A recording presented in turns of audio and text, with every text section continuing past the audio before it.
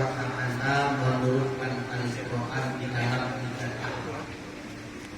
Tahap yang pertama daripada pihaknya Allah kepada Rasul.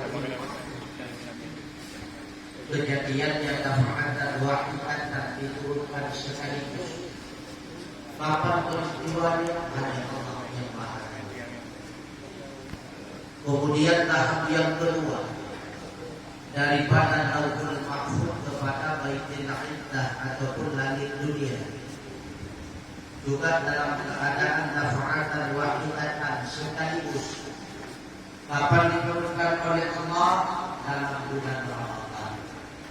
Sebagai dalil Allah mengingatkan kita di dalam Al-Quran, Syahrul Ramadan alladzi unzila fihi Al-Quran. Ramadan adalah bulan yang di dalamnya diturunkan Al-Quran. Dan kapan kejadiannya? Pada malam Lailatul Qadar. Inna anzalnahu fi lailatul qadar. Sungguh kami turunkan Al-Quran bertepatan pada malam Lailatul Qadar.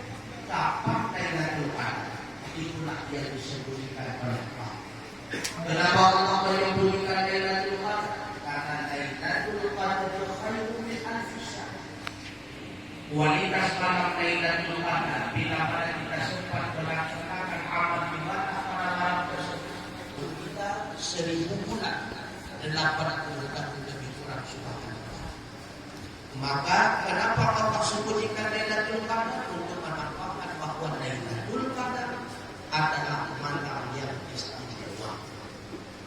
Tahap yang ketiga, Allah menurunkan Al-Quran secara berangsur-angsur menurut kebutuhan melalui daripada malaikat Jibril alaihi salam kepada Nabi Allah Muhammad sallallahu alaihi wasallam. Diturunkan Allah Bismi Rabbika alladzi khalaq Allah Subhanahu wa ta'ala menjadikan Nabi Allah Muhammad dalam keadaan buta-buta, tidak mampu membaca, tidak mampu menulis. Apa hikmah? Hikmahnya untuk menolak dakwaan daripada orang kafir, begitu pula dakwaan daripada kaum ateis yang mengatakan bahwa Al-Quran itu tulisan Muhammad, Al-Quran itu karangan Muhammad. Amin ya rabbal alamin. Terima kasih atas segala perhatian.